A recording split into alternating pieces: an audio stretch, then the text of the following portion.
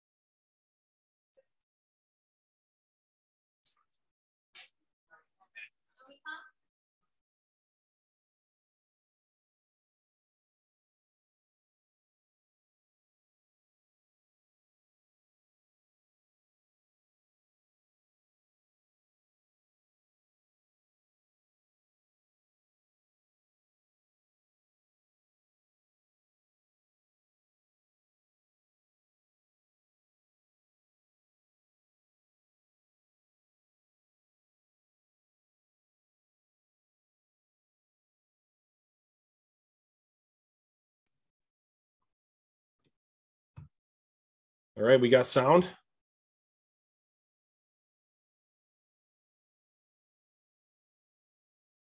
Can you guys hear me okay? Yeah. Okay, good. All right, so I want to make sure that make sure my sound is working okay. Cool. All right, how's everybody doing today? Everyone having a good week so far? Yep. Awesome. Good. If this is your first time to the listing domination training and coaching day on Wednesday, it'd be awesome if you could introduce yourself, where you're from, and just state your intention, state your goal, what you want to get for transactions, and specifically on the listing side. And so who if there's your first call, whoever wants to go first can start us off.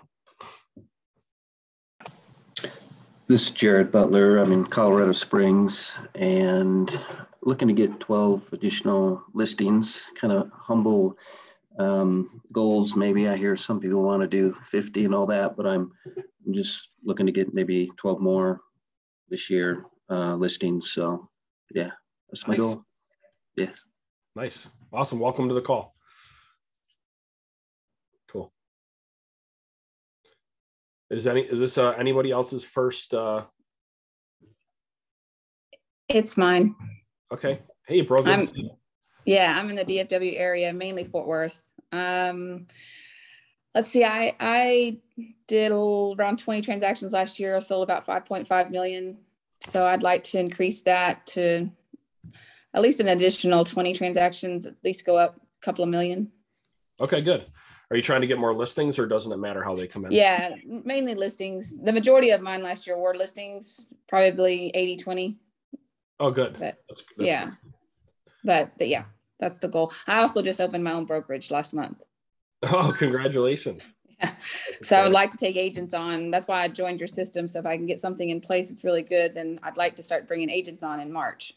Yeah, that's huge. And you can plug them right into all of our training and coaching. Yeah. a lot of teams do that. They use our training and coaching to plug their members in, because we'll teach them about the technology, but then we'll also teach them about prospecting and lead conversion best practices and all that good stuff. So Yeah. I'm glad you're connecting those dots. That's awesome. Cool. LC, is this your first time on? Sure. Can you hear me? Yes, I can. Yep. Yeah, Isaiah, it's first time on. I guess I missed the first part of it, but I'm in Austin, Texas, and our ratio is, or my personal ratio is 20%, 80% buyers, and obviously want to switch it, want to concentrate more on the listing side. So doubling production, I think it's a viable or feasible goal. That's great. Well, you're in the right place, because we have some people here, people that come on this call. It's a group of people that our sole mission is to get to 100 listings a year and beyond. So the purpose of this call is we go through a step-by-step process, and we cycle through topics all around lead generation and lead conversion and client experience, wrapped around becoming a dominant listing agent. And then if you guys are brand new, the way that our coaching program works is, if we can all start off just to make sure we're on the same page, I want to set the stage for what to expect. So the first thing you guys are going to want to do is go to your dashboard. So if everybody could go to their dashboard quick and just drop in the chat, yes, or that dashboard or whatever. Let me know when you guys are at your dashboard. So just say dashboard in the chat once you guys are at your dashboard. Michelle and Scott, it's good to see you guys. I missed you. I haven't seen you in like 3 or 4 days because of the convention and stuff. So it's good to see you. And guys, if you're on this call, please turn your camera on. Analogy that my mentor gives me is, it's like showing up to a meeting with a paper bag on your head. Okay.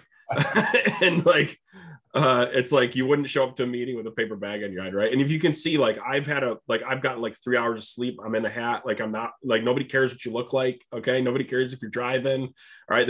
We're all family here. We're all working towards the same goal. Okay. So if you get to take the paper bag off your head and join the family, and so we can interact with each other, it'd be great. It'd be awesome. So it's good to see everybody, by the way. Vanessa, good to see you. All right. Hey, John. All right. Is there anybody not able to get in the dashboard so we can move forward? Anybody not be able to get in the dashboard today? All right. So I'm going to share my screen, and where we're hanging out is in the academy. All right. So this is where you and your team everything you need is here. Okay. This step right here, step 2, is for everybody that's really looking to focus on listing. So some people, they kind of go through step 1 and step 2 of our program at the same time. So this class happens on Mondays, just so everybody knows. And what we do at that class is we focus on video and using technology and marketing to scale our business. Okay. This step, the listing, is obviously Wednesday. If you're a team leader or you're looking to build a team, you want to come to Friday's meeting. Okay. I have Brian Curtis. He runs expansion teams all over the country. Who's loved Brian Curtis, by the way, that have been and has actually came to those meetings on Friday? Who thought they got a lot of value from his team leader training? Okay. He does 500 transactions a year, by the way. So he's awesome to hear from. All right. So that's basically the core of it. And then tech training, for those of you that are brand new, your tech training is also Monday, Wednesday, Friday at 11 o'clock. Okay. And your prospecting and lead conversion training for your team is Tuesday, Thursday at 1:15 Eastern Standard Time. If you're like, Isaiah, I can't remember all those times, you don't have to. Just scroll down to the calendar. Okay. And you'll see everything on the calendar here. Okay. So scroll down on your dashboard. Everything you need is right here. Nice and color coded. Everything is the Eastern Standard Time. So everything is right here. Okay. So let's talk about what we're going to learn today. Who agrees that having a strong listing presentation, more importantly, having the right dialogue, knowing exactly what to say, when to say it is absolutely crucial to increasing your conversion rate when you're going out in a listing appointment. I agree with that, right? It's absolutely crucial. So we're in kind of like we're in a series right now where we're really hyper focused on our process, our listing presentation process. And we're thinking about it from two vantage points. We're not only looking over the process of what we do on a listing presentation, but our conviction is you need to have a script that matches your listing presentation. Something that you can have a dialogue, or if you don't want to call it a script, call it a dialogue or bullet points that go along with that. Here's why it's so important. If you're not generally doing not the same exact script, but the process that you do things and the dialogue that you're having is not similar on every single listing appointment that you go out on, who agrees it's pretty freaking hard to measure yourself, right? If your process is all over the place, if you're doing something different every time, right? And so what we do is we just share ideas on what we do. And the goal is to create a script or a dialogue that you can bottle up. And it's not only for you, but it's also for your team. Because if you're going to start paying for leads for your team, right?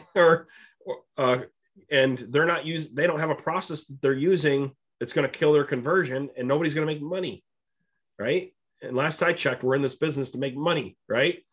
Other reasons too, but we're in this business to make commissions, right? So that's the psychology of what we're going through right now. And Bobby Gall, and John LaScala, they're my two partners that run our brokerage on a day-to-day basis. And so they're kind of helping walk through this conversation. And just so you know, we lead by example. We're still in the business. I think, Bobby, what do we have? 20, 30 pending deals right now? Something like that, right? That is correct. Yep. So this is not theoretical stuff we're teaching here. We're in the trenches doing it. So Bobby, what we've talked about so far is we've talked about, kind of like doing an overview of your listing presentation. Where do you want to pick up from where we left off of, where you want to start this dialogue from where we left off with? And do you have a visual or anything you want to show? So yeah, I can share my screen.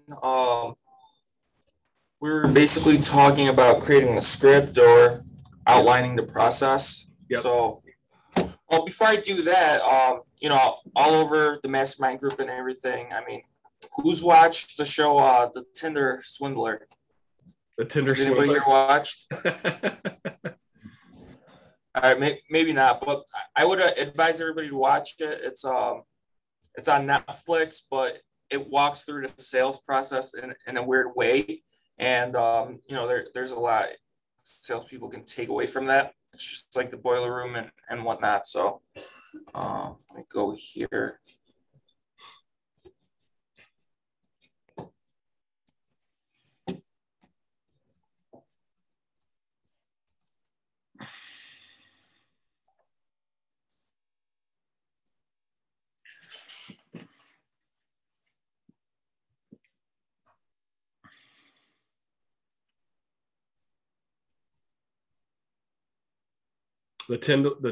What was it? The Tinder Swindler? Is that what the show's called? Somebody just typed that in the group.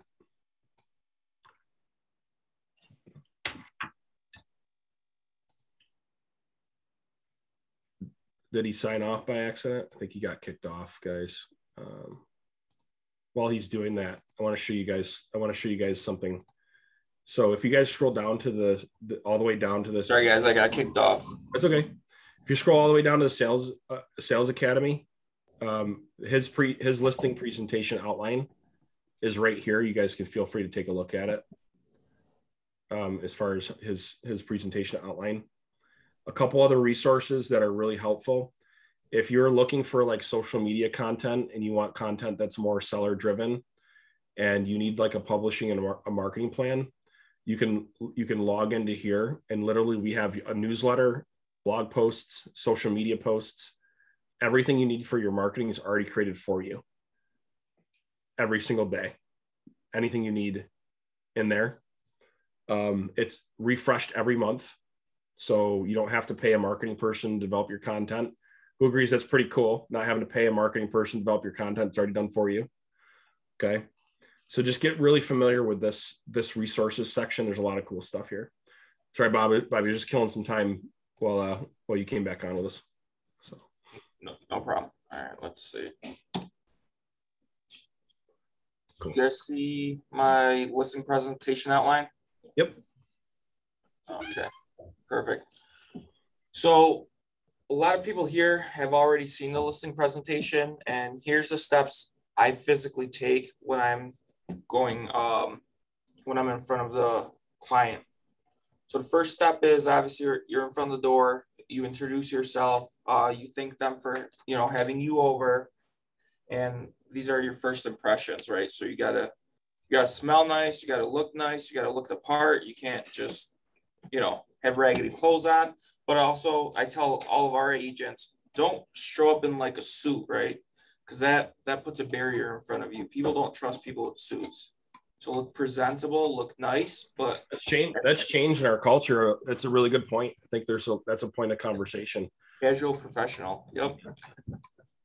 Yep. Number two, ask to set your stuff down, because a lot of agents, I feel like they either get right into their listing presentation, or they want to get into that home tour right away. But if you ask to put your stuff down, ask for a drink, or if they offer you a drink, accept it, even if you're not thirsty or whatever, because now the human psychology will tell them they're a guest, they're not here for business. It kind of helps lower their guard down. So that's the next step I usually take. Then obviously third step is once I, left my jacket, got a drink of water, left my folders, my iPad, or whatever I have, I ask them to take me around in a home tour. And during this home tour, I want to see their house, but the biggest thing is I want to build rapport, right? So I want to see their pictures on their wall, if they played soccer, if they played lacrosse, whatever I could connect to. And throughout this process, ask questions. Because the key is, if you're asking questions, you're in control, and you always want to be in control. And while they're showing you their house, and if you're asking questions, you're getting stuff without knee jerks, or without, them putting their guard up, or without them giving you too many objections. And then once the home tour is completed, I ask to sit down and to go over my listing presentation. And during this process, I'm still asking questions while I'm, flipping through my binder, or pulling out my iPad, or whatever. And I don't sit across from them because the table is a barrier. So I will usually sit next to them. I got a question here. How many people sit across from them now versus sitting next to them? Has anyone talked about that? So does everyone agree and understand the psychology why we don't want to sit across from them? Does that make sense to everybody? It's a little thing, but it's really, really important. Never sit across from them. You know who said the last person I sat across, like, I don't know if you've ever been like in, it almost feels like an attorney client, or like it's very formal and breaks rapport when you sit across from people, especially that you don't know them. So does anyone want to talk about that before we move on? Are we okay with that? Drop in the chat if that makes sense, or if we're good to move on. Does make sense. Okay. All right, let's go to step 6. And Bobby, I'm going to ask some questions in between step 6, or in between steps, just to have a couple some dialogue to make sure we're absorbing this. So perfect. Step 6. I pull out my listing presentation. I have my iPad, and I have it almost like a slideshow where I'm flipping through. My listing presentation is set up in a way that I'm selling my company. That's the first thing I'm selling, is the company. Then I'm selling myself. who I am as a person, and then I'm selling the product. Because if they believe in your company and they believe in you, they're going to be okay with your product. And if they're okay with your product, you're not gonna get knee jerks on commissions or prices or anything, because you've established that trust. And the way I establish that trust during my listing presentation is I go to step 7, testimonials. I think they're the biggest way of creating credibility and trust. Yeah, let me stop at step 6. Does anybody have any questions on step 6 in the order? Does anyone disagree with it, by the way? This is important that we have open dialogue. We don't always have to agree or whatever it may be, but it's really important that we have that dialogue, that we understand why we're trading. Yes, go ahead, Shauna. Yep. I just think you have to be careful there. I think you just don't oversell yourself. I find it's different, right? If it's a referral and someone you know you're going to get, to where you're going to some of these that are online leads. I feel like they're there to hear what I can do for them. So I've learned to, yes, I mention it and sell a bit, but I've trimmed that back over the years. I too, I don't disagree with that. I think different personalities, different approaches. For me, like my whole purpose, like I've kind of figured out my purpose in life is what I figured out. And like who I want to be is I want to love and serve people and help them understand their infinite worth. That's my agenda for anything I do when I talk to anybody. So when I go into a home, I love all your steps. I follow all of those. But then when I get in the home, I always compliment the home like you do. And then I say, show me around, show me your home. And then like you were saying, like looking at the pictures and bringing up like things about them. I always do that. And then I come from a place of authenticity, like, which I'm sure we all try to do, but that's where my heart is I try to come from an authentic place, looking forward, saying, okay, can I really help this person? What are their needs? Is this a match for us energy-wise, everything? I know that sounds a little hokey with the energy, but that's a lot of what I do. Because that's how I live my life. And it's a place of authenticity. They show me their home. And generally, by the time I'm done looking at their home, I haven't even pulled numbers. We haven't looked at anything. They've already are ready to sign. They want me to work with them. And it's just by taking that time and interest in them and like really getting to know them as I'm walking through the house. I loved that idea, Bobby, where you just were like, see the pictures and if you can relate to it, like I think that's a place of authenticity that connects with them. You're talking step 4, Chrissy? Is that what you're talking? Yeah. So you spend a lot of time on step 4 and making sure there's a very strong connection before you go sit down, if I'm hearing you correctly. Right. Yeah. There is a lot of truth to that, guys, because one of the things that we have a tendency to do is look, however you do it, we're all going to do it a little bit different, but I think the steps are what's important that we're trying to capture here.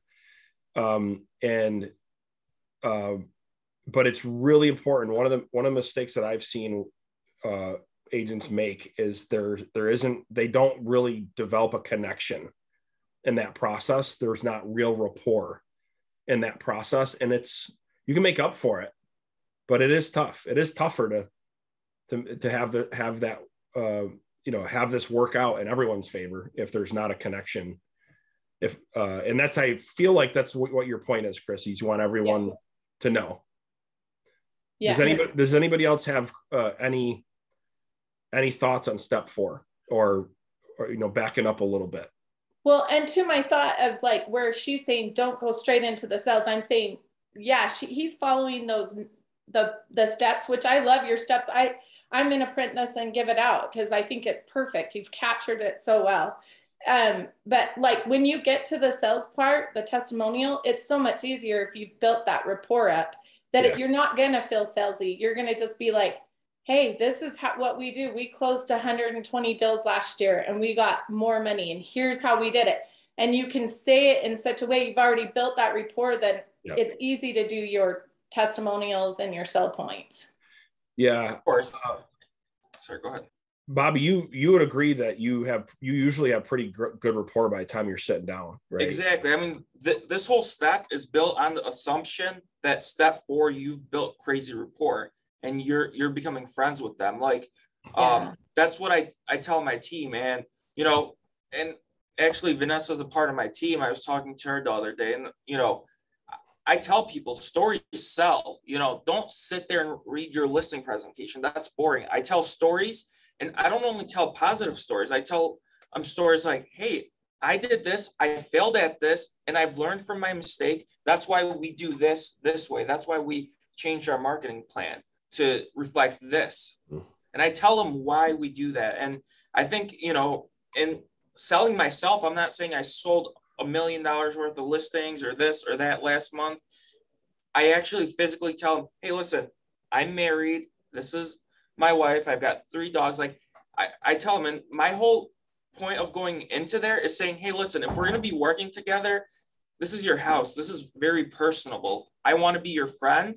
And if you look at me and you're like, I can't be friends with this person, this relationship is not going to work out. So I'm going to tell you a little about who I am and what my life is and what my life goals are. And if you don't think that matches, at the end of this conversation, I will shake your hand and I'll leave, and I appreciate your time. I will, that's in my script. I will say that. And yeah, I think that's an important Isaiah knows from. Yeah. Like, yeah. So when we say sell ourselves, we're not saying we're going down a laundry list of statistics. We're actually we're actually letting them know who we are as a human being and as a professional with some stats mixed in there. Right. And when that happens, they connect with us in an amazing way. So Bobby, is that what you're like? Yeah, that's what I'm saying. And I still have clients who I've sold their house 4 or 5 years ago that I've gotten from a cold call that we're physically friends. I get invited to their Christmas parties, their Thanksgiving parties. We actually just sold a house with John like 6 months ago. And then he built such rapport that the lady here, come to the camera, John. The lady, the home seller invited John out to just grab coffee because she loved him as a friend. They, you know, she was totally into me. But I mean, it's a curse. Yeah. I've learned to live with it. So I think for anyone, so Shauna, to your point, you know, if it came across like, hey, we're going down a laundry list of statistics, I think we're all saying the same thing in a little bit of different way. Would we agree on that point? So would we agree we're kind of all saying the same thing? Yeah, and just to put this out there, when I'm even selling the company, I don't say, hey, listen, our company does this marketing and that marketing. That's a part of the listing presentation. Every company uses marketing to sell your house. I say, hey, listen, I worked at this company. You know, I did this, I did that. My partner did this, that. We both hated it. We both think the real estate industry, you know, wasn't doing this correctly. We came together, put our powers together. And here, you know, here's what our whole game plan is with our company. Again, no statistics, no business, no data. I'm just explaining why we created the company we have, why we created RHA Elite, and why we have RHA Elite team. What the mission is of exactly. It. Yes. Cool. It's good. Isaiah, I have a quick question. Please. Or actually, Bobby, do you send a pre-listing packet? I do not. You don't? See, to me, I feel that the time is best spent focusing on their needs and their wants and really trying to find out if we're a match, like I think Chrissy was saying.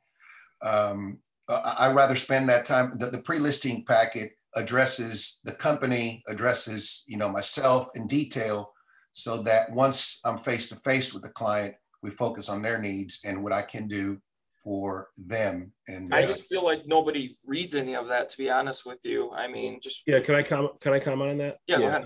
So I coach probably 20 of the top listing agents in the country. They're all doing somewhere 100 listings. Mm-hmm. Some of them send it, some of them don't. But here's my strong opinion. Whether you choose to send it or whether you choose not to, you still need to take some of that information and still review it in your listing presentation, because you don't know necessarily how much of information that they absorbed. Does that make sense to everybody? A lot of them don't look at it. So how much time do you think somebody should spend on selling their company and themselves? I mean, if it's a phrase or two, you know, Yeah. I would agree with that, but not details. Yeah. Step 6, how long does step 6 take you? Like 10 minutes?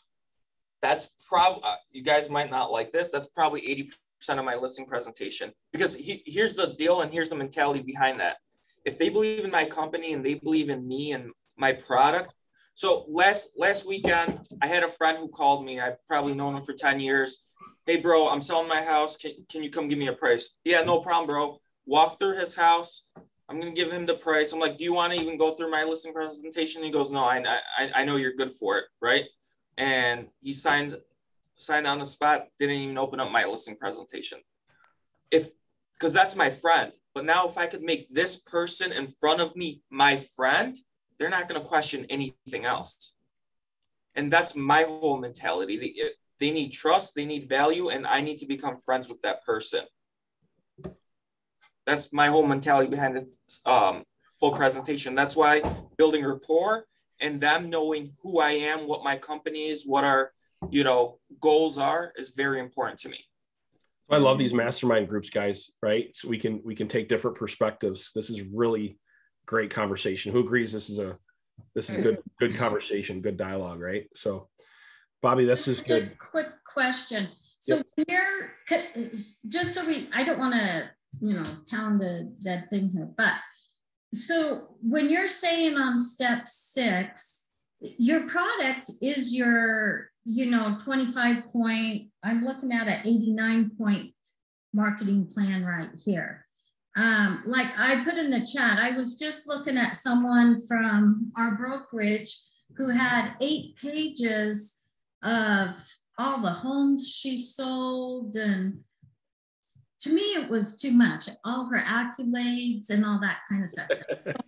What I am hearing from you is that you are going to talk about your company to show how it sells or whatever, and yourself, but I would think that we're selling our product too, right? To show, hey, this is what I do. This is what sets me apart from other agents here and stuff. So I can see why at that point you are saying, I'm just saying, I thought it was overkill when I saw 8 pages of houses she sold.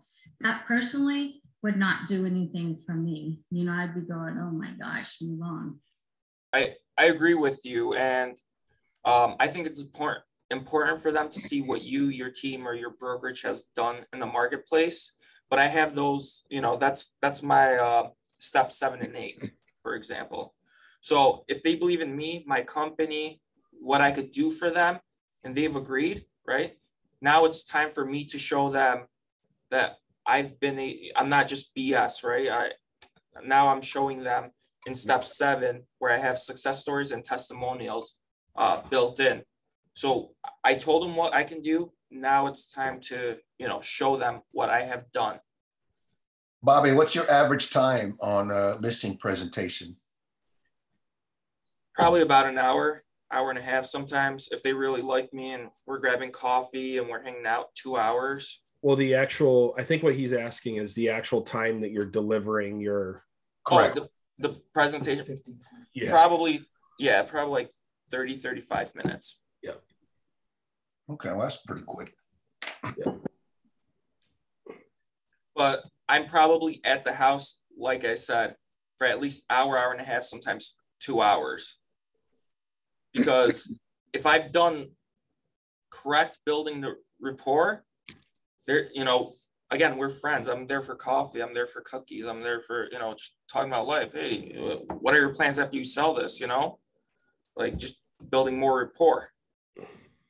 And I just had a question to kind of expand on time. I'm super new. I haven't been on a listing presentation, just so I know how to pace my evening or my afternoon with appointments. So like, how many listing appointments would you set in a day that wouldn't, stretch yourself thin, or that allows you to be effective in your presentations? So I usually try to book about an hour and a half for my listing appointments. Sometimes they're quicker, sometimes they're longer, but I find that to be pretty safe. And it also depends on the house, right? So if you're going to view a multifamily and that's this guy's investment property, that guy's just, focused on the numbers. He doesn't care. He doesn't, want to do any of that. He wants to know what he can get and all that. So multifamily listing presentations, I'm in and out probably within what, John, 30 minutes? If that. Yeah. Just numbers. It's just numbers for them. So that's where it comes, where you're building rapport, and you got to understand if it's an A, B, or C type client. It's always the same listing presentation, but in your mind, your script should change according to what. I think that multifamily listing is a much easier listing. There's a lot less emotion involved in that. Yeah, that's for sure. So would it be fair to say like 2 appointments a day is doable, and with 3 be stretching it out? It depends on your work. It depends on how aggressive you are, bro. There's a lot of people that I work with, they're super aggressive and they're doing 3 or 4 because that's just what they're doing, man. And they're not afraid to do it, go into the night, because their life, that's what they've chosen to do. You know what I mean? Others, they're a little bit more strict about their time blocks, right? So a lot of that's just custom to you and how aggressive that you want to be. I know a guy, I'm not promoting this, but he literally had, he's doing 100 as a solo agent and an admin. He's doing 120 listings just on the listing side, and he's got a buyer's agent, but he's a maniac. His time blocks are like in the morning, he's prospecting, he's doing his marketing. In the afternoon, he's got 3 or 4 appointments every day in the afternoon. And he just boom, boom, boom, boom, boom. That's just how he operates. So a lot of that, John, is just how aggressive you want to be. I think that everyone should have balance, right? So somewhat, or try. But does that answer your question, John? Yeah. Thank you. Yeah.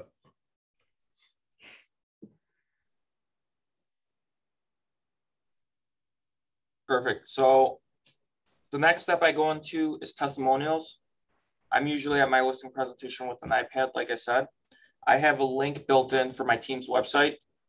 Do you guys see the website now, or is it still stuck on the other screen? Yep, we can see it.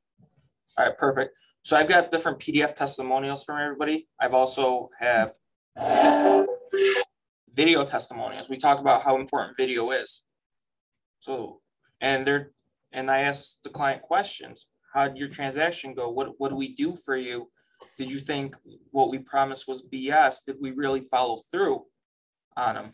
And I think that humanizes everything that you're going through, and it builds credibility.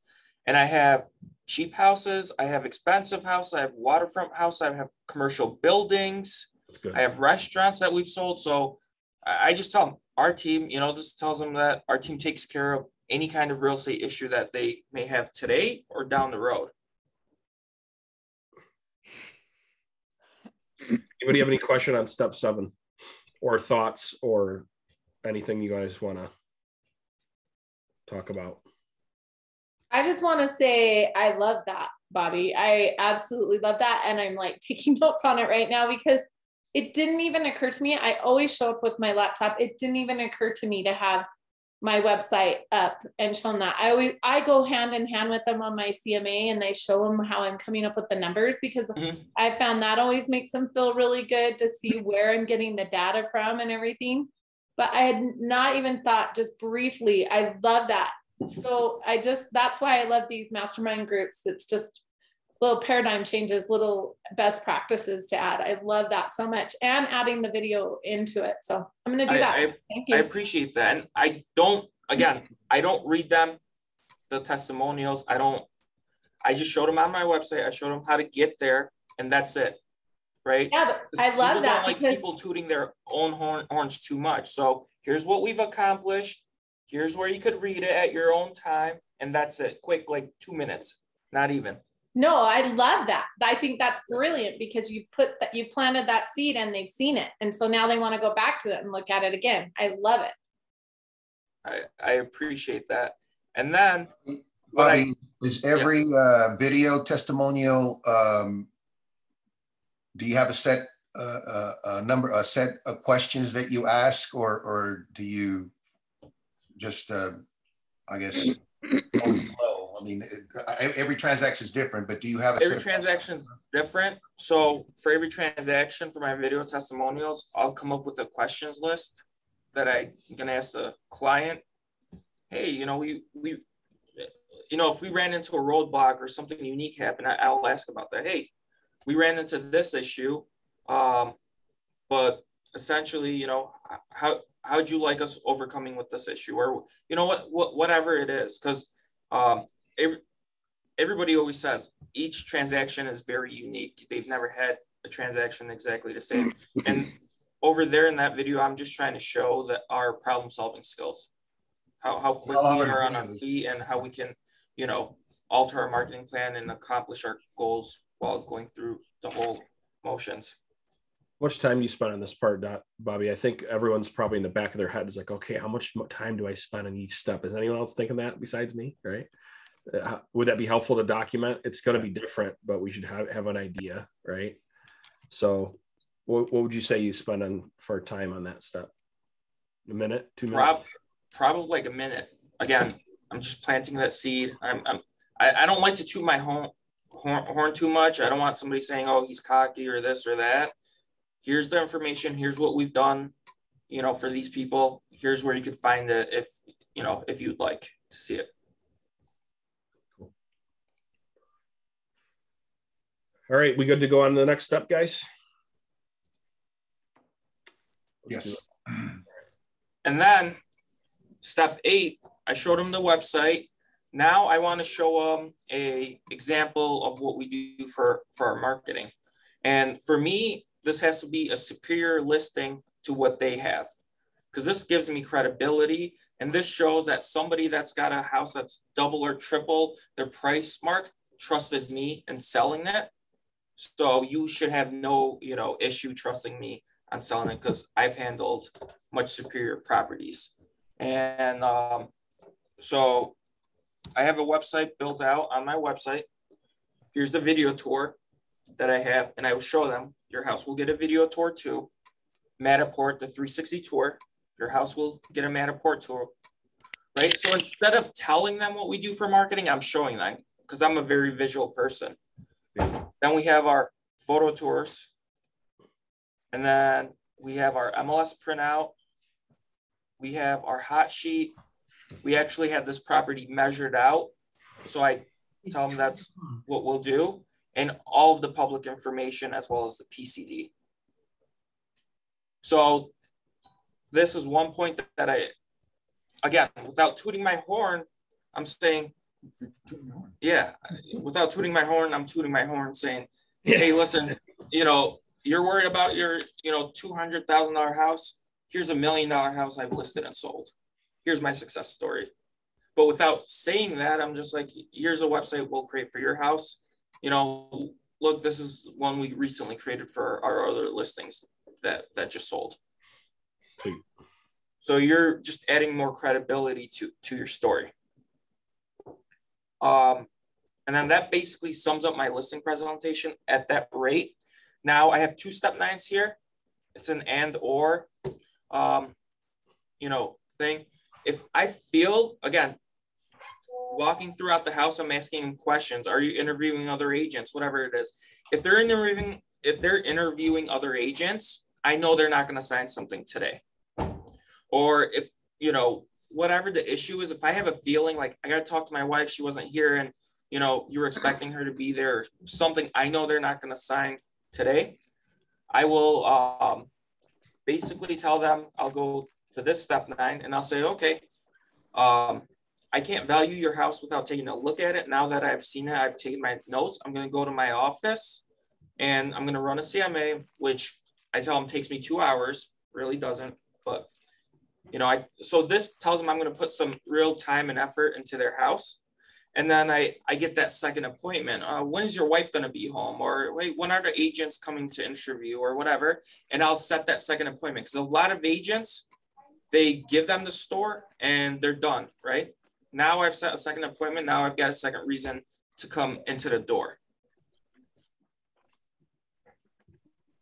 So that's if I do it in a 2-step. If I do it in a 1-step, I know they're going to sign today. If I give them the correct number, whatever that is, I'll pull out my laptop or my iPad and I'll say, hey, listen, again, I can't price your house without taking a look at it. Now that I've seen it, let's go through and let's price it together. Now it's a group activity, and now they're seeing how we actually price their house out. And then for that, I usually use 3 comps. One is superior, one is equal, one is inferior. And the reason I do that is I will pull up the comp, go through the pictures together. Hey, what do you think about this? You know, it looks like it sold in your neighborhood in the last 6 months. Hey, I think it's great. Oh, they have a really nice kitchen. Yeah, you know, we were thinking about updating our kitchen. Great, they know this house is superior. All right, let's look at a second comp. You know, equal, and then the third comp is inferior, where they're like, hey, yeah, our house is a lot better. So then you come up with a range of a price range, right? Between, for example, I don't know, 250 to 300 is your range. And you tell them, I think, you know, we should price it at this price, you know, 275. Because the superior one sold at 300, the inferior one sold at, you know, 250, and the middle one we said was equal was at that 275. And now mentally they agreed with you when you were going through with them, so they really don't give you knee jerks on that price. Any questions there?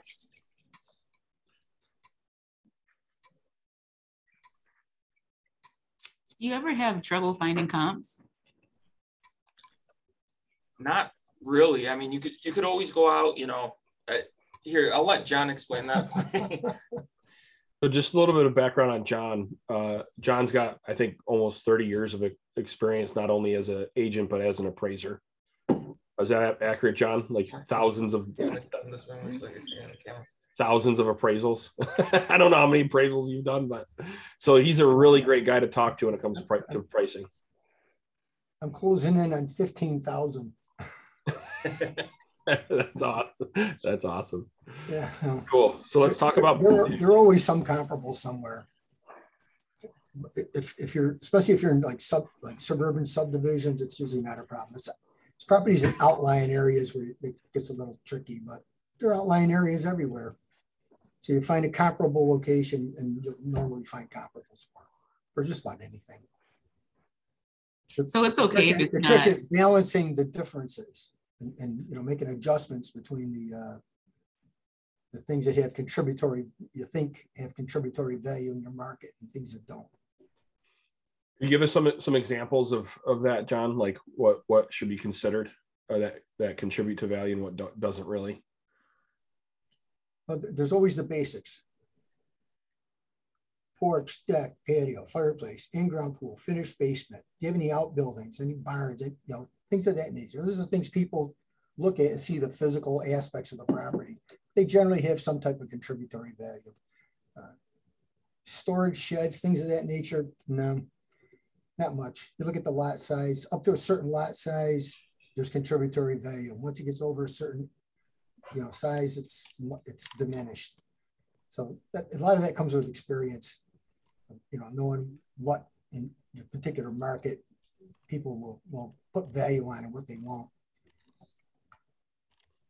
If there are a lot of comps in an area, especially in the subdivisions, pretty easy to determine what's contributory value and what isn't.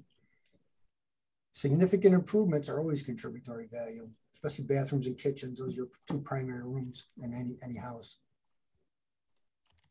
Although there is the possibility of over improvements. So, yeah, matter of fact, Bob and I were out at one it was a couple of weeks ago. It was a 2,500 square foot ranch in an area where there just aren't any. It was on 8 acres of land, had 2 outbuildings, a garage, a big garage, a finished basement. It was a freaking nightmare. But you know, we toughed through it. We just broke it down to its component parts. And we were able to get out what I thought was a really solid valuation on it. But, I mean, it's really a matter of knowledge of your market, and stick to the low hanging fruit. You won't have any problems. Those complicated properties, I'd like to walk away from most of them, but sometimes they're the most fun because they're the most challenging.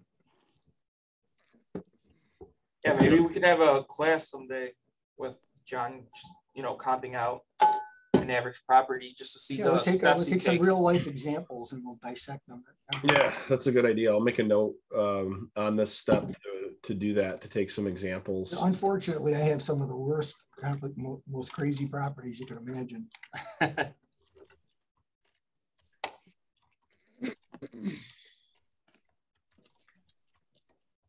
Yeah, that would be an awesome exercise, I think, for a lot of people. All right, any questions about step 9?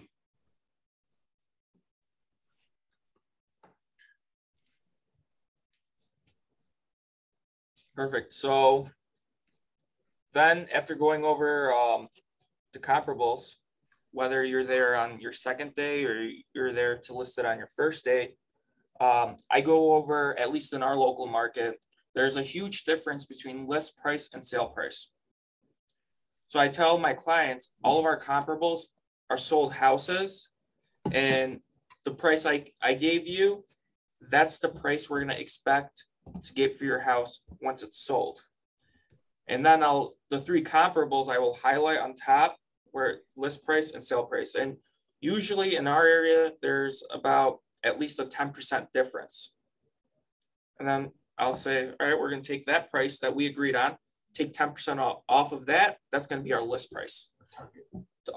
And that's where, you know, you get the price reduction when you're going to list it, and you just tell them that's what the market's been doing, and we have to follow the market. A lot of agents, what I'll see is they won't differentiate that, and they'll list it right at the, you know, the target price, and, you know, it sits on the market. Because even in this market, we are having expired listings.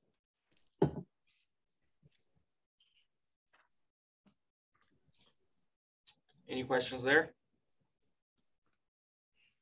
I was just going to say, in our market in Utah right now, it's insane. We're getting, I mean, you could have a shack and it's selling, it feels like, for $500,000. And I'm not even joking. I can't believe how much it's going up.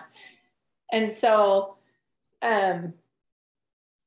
Isaiah, have you been in a market like that? And what do you recommend for listing or strategy on a market like that?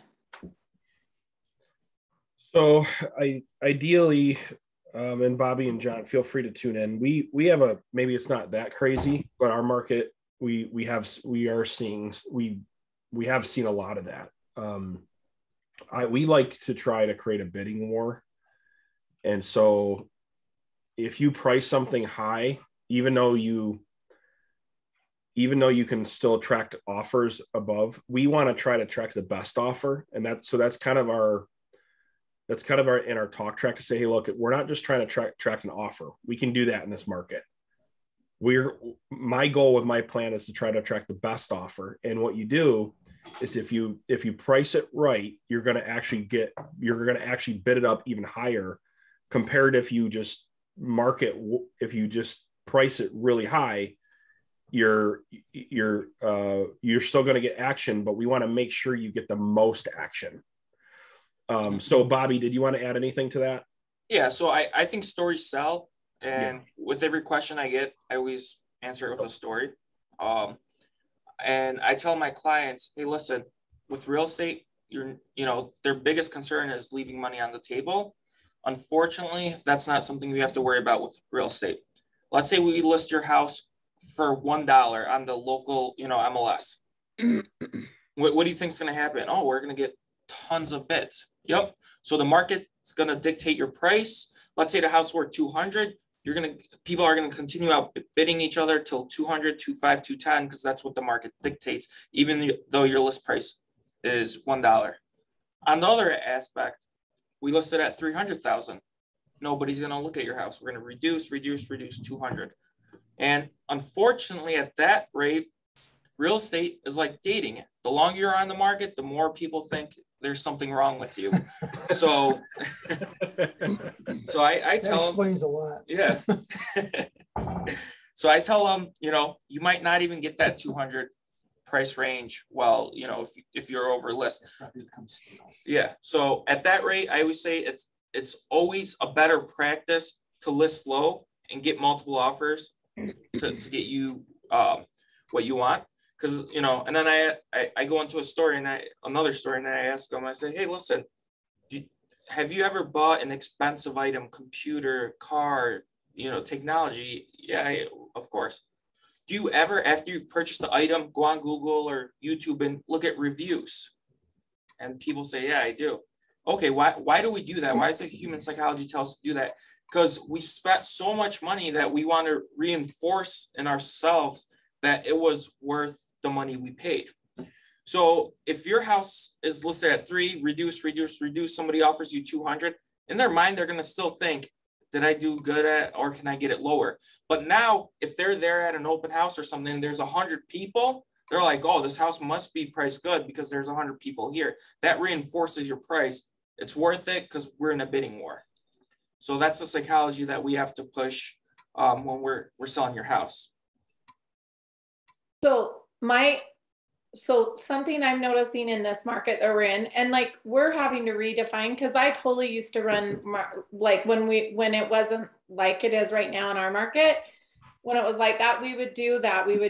But in this market, it's so competitive. And like sometimes like my business partner always shakes his head and says there's no rhyme or reason anymore. Like you can pull comps and it still goes $70,000. Like we listed a home last week. We put it on the market. We had it under contract in 3 days.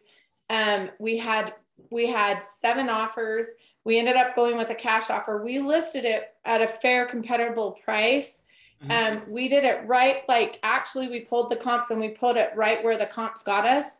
And so we listed it at $450. It's a 1,600 square foot tri-level home. We got $491 cash offer, waiving all contingencies.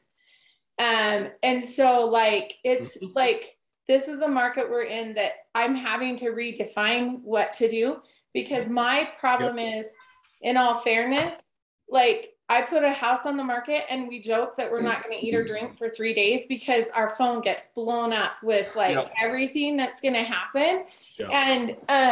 And so then my thing is reassuring my clients, I'm going to get them the most money possible, because we can get, sometimes you'll get 40 offers if you're listed too low, because you'll get people who think they can compete and they can't. And so there's that whole situation too. So a new thing that we've been doing, best practice, and this is one thing we share, and I'm just going to share it with you guys. I don't know if you're going to end up in a market like this, but we talk to our clients about fully disclosing our offers. And what I do is then I get the best of the best, and I end up with only 7 offers instead of 40. And then I take those set and I make sure every single agent is talking to me. I find out everything about them to make sure they really can do it, because people will say, hey, I'm going to waive this contingency and I'm going to waive that contingency. And so then I'm like, show me proof of funds. Show me you can do this, that type of thing. We go through that. And then what I do, honestly, I tell all of them, my client's given me permission to fully disclose where the offers are, because we know everybody's getting heartbroken when they get rejected and they get their hopes up that they're going to get it and they can't even compete. So we're going to not break everybody's heart. I'm going to treat you the way I want to be treated, and I'm going to let you know. And then we're going to fully disclose where all the offers are. And then, and that way you can know and you don't have to break your hearts. Well, then we get the top 7 people that do it. And I take those offers and we take the best part of each offer. Okay, you're waiving this contingency. You're going to guarantee $10,000, $5,000 of your earnest money goes hard with acceptance. okay, you can close in 3 weeks. You can do this. And I generally make a super offer and take all the best pieces of the offer. And because I'm communicating with all the agents all the time, I build a good rapport, and I go to the top 3 offers and I say, here's our offer, our counter offer for everybody. And without fail, 2 people bail and 1 takes it every time. And we have like a 90% closure rate. We rarely does anything come up unexpected because I've done my homework. I've made sure they had the cash to back it up. We've talked about, hey, if something's up with this inspection that you're going to do, we are not going to pay for it unless it exceeds $5,000, you know, and then we might help out. Like, we set expectations. So that helps when we're doing the negotiating piece afterwards. That helps everybody understand, and then we don't have problems. And the deals close because we've done our homework and we've negotiated what's best for our clients. And so that's something that I speak to in my presentation, because nobody else is doing that in this market. And even the other agents love it. Everybody loves it because they know what's going on and they know how to compete, and it's fair and reasonable. Expectations are set, and we knock it out of the park. And we always get our clients probably $3,000 to $5,000 more than what they would have gotten had we just taken the best money one, but maybe it had other situations. So we maximize the value for them. Cool. Let's thank you for sharing that, Chrissy. That's a powerful strategy. Who's going to use that? Who's going to try that? Who's nervous about the disclosure to their clients? Let's be open. Or the disclosure. Great. Okay. All right. Should I be nervous? Are they going to be mad? What? Well, you talked to them about it up front. Go ahead, Jared. Yep. Oh, what were you saying? Disclosure of what? So Chrissy, one of her strategy is she gets permission to disclose the offers. The actual price? Yeah, I find that I've been on the other side. I do it like an auction, but I'm reconsidering now disclosing the actual price of the offers. I've had situations on the buy side where I've had an agent tell me the price of another offer, and I'm like, that's sounds shady, because you're going to now, if I submit an offer higher, you're going to take my price and tell the other agent and use that against me. It's like, but I guess if you're telling everybody the highest offer is $490, you know, submit your best offer by this time, then maybe that's the way to go. I don't know, but I'll have to think through that. I don't know. That's interesting. Yeah. But I can see how that might get you a higher price for your clients. I mean, if you're just disclosing the price to everybody, it's not too common practice, I don't think. But, so, yeah. Isaiah? Yeah, go ahead. So 2 things. One, we'll disclose if our sellers agreed in writing to do it, we'll disclose it. But then when it goes to highest and best, then we don't disclose at that point, because we've asked for highest and best, and we feel that we'll discuss what points were like she did. And I do know when I was in the foreclosure business, it made it a lot easier discussing what the highest bid was. And it actually, because I had permission to do it, it made it, because when they tell you not to, every realtor's going to ask you that question, and you feel threatened because you're not allowed to answer it. But in our listing agreements, it says you can disclose it. And now, so I do talk to my sellers about it, but our whole thing is to make sure we list it on a certain day and tell people it won't be for 5 days before offers are presented, so that we have the time to get as many offers. Sounds like Chrissy does too, so we can give them the best offer. And we give them all, but I mean, we present them all, but we want them to get the best offer that they can get. My thing is, I don't do a highest and best because I've been fair in communicating. We do a counter offer, and we come up with what my client, because there's a point where you just start to feel greedy. And so we get to a point like, and remember, I'm in this insane market where literally people are going 50 to 70,000 above asking price. So it does feel greedy at that point. It really does. So we just say, my clients are always thrilled at that point, but I was like, you know, after talking to these agents, my gut is we can push this another 5 or 10,000. And they're like, okay, let's do it. And then we just counter offer the price.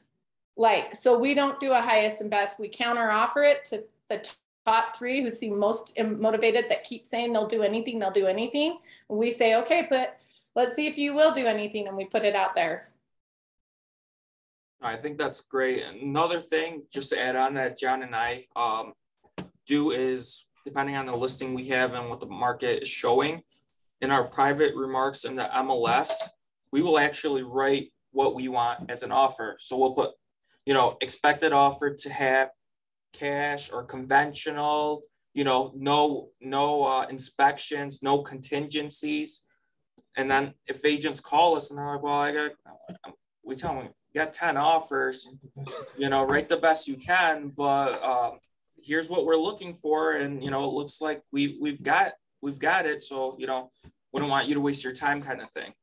So we kind of dictate what we want, because if you got the listing in this market, you got the higher hand. So that's what we've been doing as well. Awesome.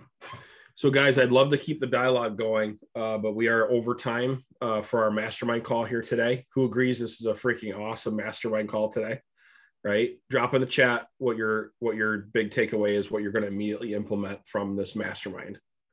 If you could drop in the chat, that'd be great. And say it again. So we should do this again soon. Yes, absolutely. Next Wednesday. Every Wednesday. Yep. We'll be back here next. A big cup of coffee. Yeah, that's right. That's right. Cool. I want to give Bobby a huge round of applause for putting these steps together. I think this made it really easy to have dialogue when you can kind of see the steps mapped out, Bobby. So I think that's great. And what we're going to do, folks, is we're going to build off these steps every single week while we're going through this series before we rotate onto a different topic. But we're going to beat this up because we want to make sure we master each step, right? And that we have every single thing in place. And then we're going to then build around it, like the steps before it. Like as far as like what our credibility packet could look like, or a pre-listing packet, if we want to do that. And here's what's going to get really fun, folks, is now that you have the listing, how do you make sure that client experience is rock solid? And what are those steps to list and market the property so you can generate more leads from that listing, as well as give them an awesome experience so you generate more referrals? So that's what's coming next. All right. So to give you an idea what's coming next after this series, we're probably going to mastermind around these steps, maybe 1 or 2 more weeks. And then after that, we're getting into the client journey after the listing. Does that sound good to everybody? So that way, I got some really awesome strategies for you guys on how to give a great experience and generate more leads in the process. So like everybody wins. So make sure you come back next Wednesday. If you're a team leader and you're looking to build a team, or you're looking to build a team, make sure you come back Friday at 12:15 Eastern Standard Time. And we'll be having a mastermind call with team leaders and brokers with Brian Curtis. Thank you everyone for your dialogue. This was absolutely awesome when everyone contributes and goes back and forth. And again, thank you, Bobby and John, for putting this together. I hope you guys have an awesome rest of your day, everybody. See you. Thanks all. Thank you. Thanks. Thanks.